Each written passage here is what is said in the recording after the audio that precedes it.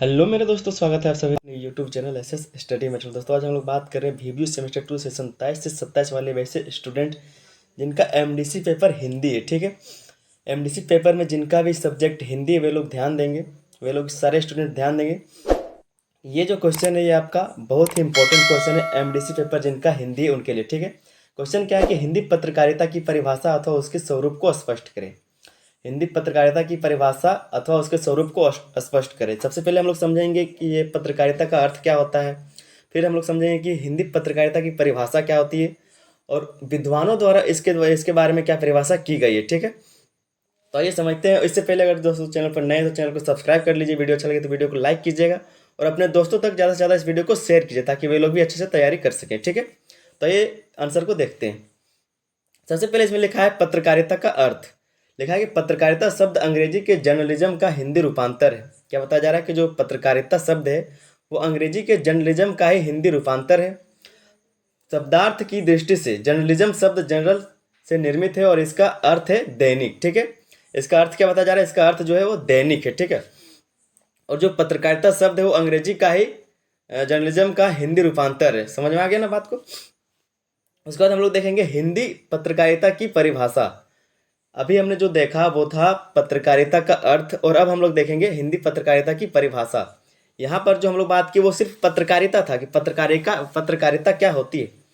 फिर जो हम लोग अभी जो बात कर रहे हैं वो है हिंदी पत्रकारिता की परिभाषा।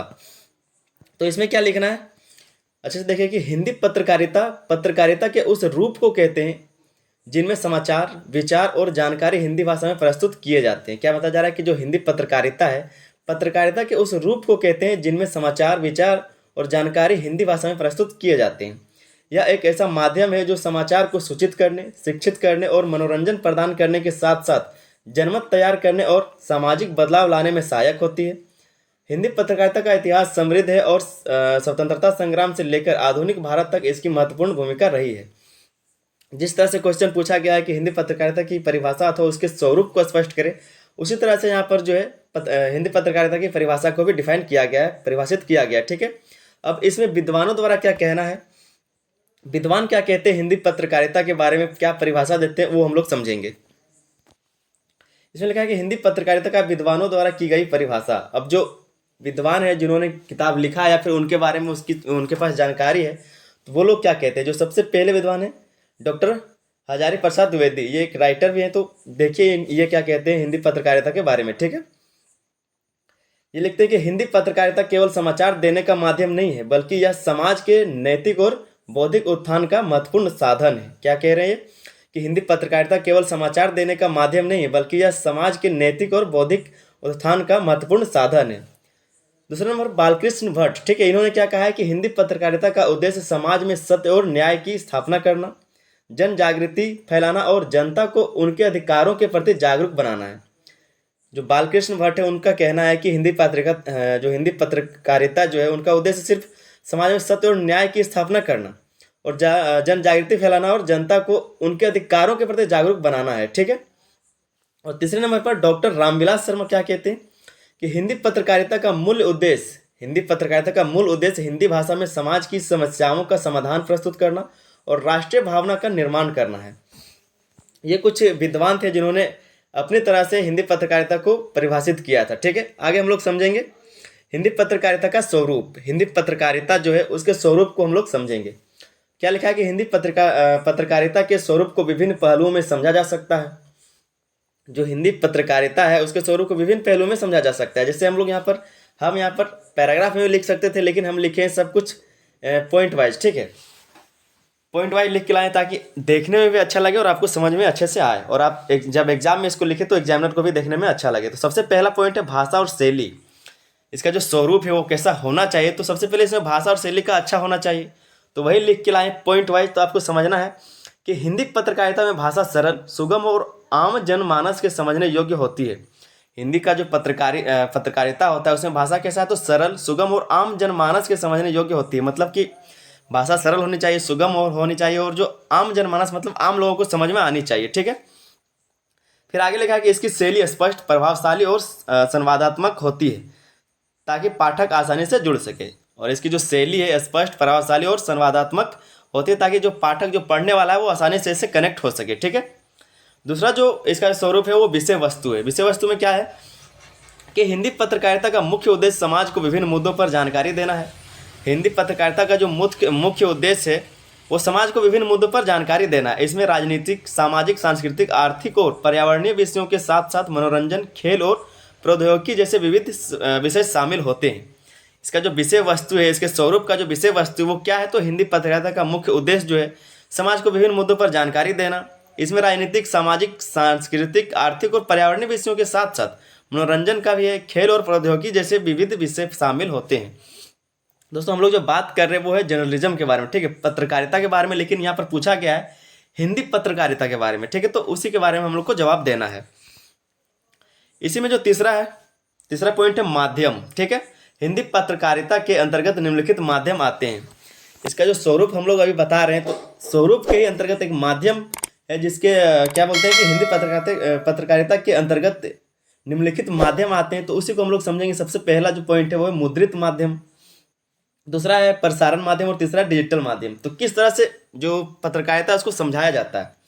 तो मुद्रित माध्यम क्या है कि समाचार पत्र, पत्रिकाएं और जर्नल, उदाहरण जैसे हिंदी केसरी या फिर नवभारत टाइम्स।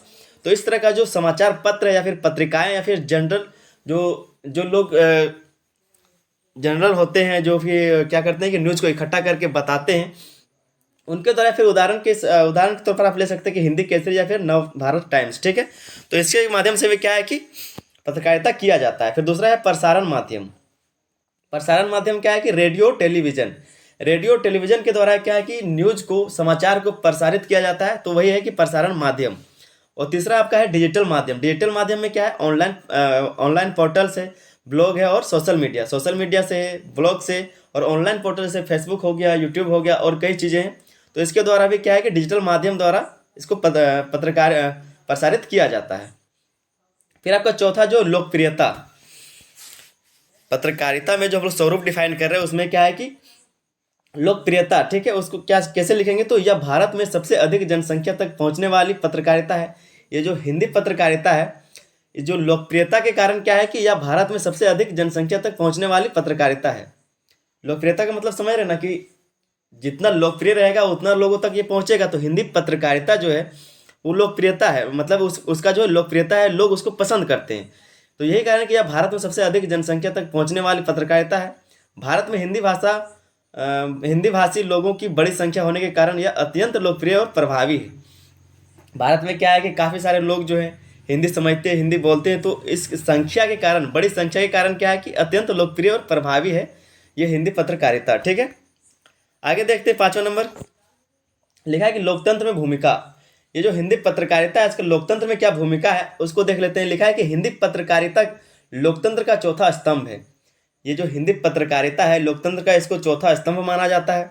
यह सरकार और जनता के बीच सेतु का कार्य करती है। यह न केवल सरकार की नीतियों और योजनाओं को जनता तक पहुंचाती है, बल्कि जनता की समस्याओं और आवाज़ को सरकार तक भी पहुंचाने का काम करता है। ठीक है, लोकतंत्र में इसका क्या भूमिका है हिंदी पत्रकारिता की, इसको जो है चौथा स्तंभ माना जाता है।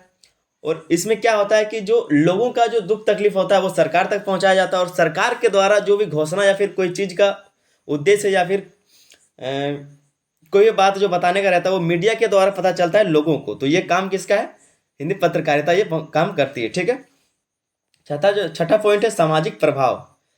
हिंदी जो पत्रकारिता है उसका सामाजिक प्रभाव क्या है, तो हिंदी पत्रकारिता में भारतीय समाज में जागरूकता लाने, शिक्षा के प्रसार और राष्ट्रीय एकता को बढ़ावा देने में महत्वपूर्ण योगदान दिया है। सामाजिक प्रभाव में बताया जा रहा है कि जो हिंदी पत्रकारिता है उससे क्या है कि भारतीय समाज में जागरूकता लाने, शिक्षा के प्रसार और राष्ट्रीय एकता को बढ़ावा देने में महत्वपूर्ण योगदान दिया है। स्वतंत्रता संग्राम के दौरान हिंदी पत्रकारिता ने जनमत को प्रेरित किया और समाज में एकता और जागरूकता का वातावरण बनाया। बताया जा रहा है कि जब स्वतंत्रता संग्राम मतलब कि जब आज़ादी के समय में 1857 या फिर 1947 के बीच का ये जो समय था, इस समय क्या है कि हिंदी पत्रकारिता है ने क्या किया कि जनमत को प्रेरित किया और समाज में एकता और जागरूकता का वातावरण बनाया। मतलब जो समाचार पत्र या फिर जो पत्रिकाएं उन्हीं के द्वारा क्या है कि लोगों को एक साथ जोड़ा जाता था, राष्ट्रीय हित के बारे में बताया जाता था और देश को कैसे आज़ाद कराना इसके बारे में बताया जाता था। तो जो आक्रोश था या फिर जो भी भावनाएं थी उसको प्रेरित करने के लिए ये जो चीज़ें हैं हिंदी पत्रकारिता, ये बहुत ही योगदान दिया था उस समय। ठीक है, आगे हम लोग देखते हैं इसके महत्वपूर्ण पहलू को। हिंदी पत्रकारिता के महत्वपूर्ण पहलू को देखते हैं तो इसमें क्या है कि सत्य और निष्पक्षता, ये कुछ महत्वपूर्ण पहलू है सत्य और निष्पक्षता की। लिखा है कि हिंदी पत्रकारिता में सत्य और निष्पक्षता को प्राथमिकता दी जाती है। मतलब जो हिंदी पत्रकारिता है उसमें सच, जो सच है और जो निष्पक्षता है उसको ज़्यादा प्राथमिकता दी जाती है, प्रायोरिटी दिया जाता है। ठीक है, दूसरा पॉइंट है कि जनसंपर्क और जन जागरूकता। जनसंपर्क और जन जागरूकता या लोगों को उनके अधिकारों और कर्तव्यों के प्रति जागरूक बनाती है। हिंदी पत्रकारिता जो है अपने पत्र के द्वारा या समाचार पत्र के द्वारा या फिर पत्रिकाओं के द्वारा क्या करते हैं कि लोगों को उनके अधिकारों और कर्तव्यों के प्रति जागरूक बनाने का काम करता है। तीसरा जो पॉइंट है कि सामाजिक बदलाव। सामाजिक बदलाव कैसे लाता है हिंदी पत्रकारिता, तो यहाँ पर लिखा है कि समाज में सुधार लाने और कुरीतियों को समाप्त करने का प्रयास करती है। जो आपका हिंदी पत्रकारिता है वो समाज में सुधार लाने और कुरीतियों को समाप्त करने का प्रयास करती है, तो इसी में लिखा है कि सामाजिक बदलाव। इसके बाद इसके निष्कर्ष को हम लोग देख लेंगे। एक छोटा सा निष्कर्ष भी लिख देना है आप लोगों को एग्जाम में भी, ताकि ये जो आंसर है वो बेहतर लगे देखने में भी। और जो ऊपर ऊपर जो चीज़ें लिखी हुई है वो नीचे 4-5 लाइन में डिफाइन कर दिया जाए, बता दिया जाए, तो एग्जामिनर यही पढ़ के समझ सके। ठीक है, तो निष्कर्ष में क्या लिखना है कि हिंदी पत्रकारिता केवल समाचार प्रदान करने का साधन नहीं है। हिंदी पत्रकारिता केवल समाचार प्रदान करने का साधन नहीं है, बल्कि यह समाज की आवाज़ है। यह समाज के विभिन्न वर्गों को जोड़ने, समस्याओं को उजागर करने और समाधान की दिशा में पहल करने का माध्यम है। क्या बताया जा रहा है कि ये समाचार प्रदान करने का सिर्फ कोई साधन नहीं है, बल्कि यह समाज की आवाज़ को, समाज के विभिन्न वर्गों को जोड़ने, समस्याओं को उजागर करने और समाधान की दिशा को पहल के माध्यम में ये एक माध्यम है। वर्तमान युग में हिंदी पत्रकारिता ने डिजिटल प्लेटफॉर्म पर अपनी पहचान बनाई है और यह आने वाले समय में भी समाज के निर्माण में महत्वपूर्ण भूमिका निभाती रहेगी। ठीक है, तो ये जो हिंदी पत्रकारिता है इसका जो लोकप्रियता है धीरे धीरे बढ़ता जा रहा है। पहले जो है इसका शुरुआत हुआ था पत्र के द्वारा, समाचार पत्रों के द्वारा लिखने के द्वारा, और आज जो है ये सोशल मीडिया तक पहुंच गया है। ठीक है, डिजिटल तक पहुंच गया है, सारा कुछ जो है डिजिटल होने लगा है। न्यूज़ जो सुनते हैं आप टीवी में, एंकर लोग कैसे बताते हैं, उसी का जो है फेसबुक में आ गया, यूट्यूब पर आ गया है, सारा कुछ में आप देख सकते हैं डिजिटल तरीके से। ठीक है, तो इसी के बारे में क्वेश्चन था जिसका आंसर अभी आपने देखा। दोस्तों अगर चैनल पर नए थे चैनल को सब्सक्राइब करना बिल्कुल भी ना भूलें, चैनल को जरूर से जरूर सब्सक्राइब कर ले और अपने दोस्तों तक इस वीडियो को ज़्यादा से ज़्यादा शेयर करें। मिलते हैं किसी अगले वीडियो में अगले सवाल के साथ, तब तक के लिए धन्यवाद। जय हिंद।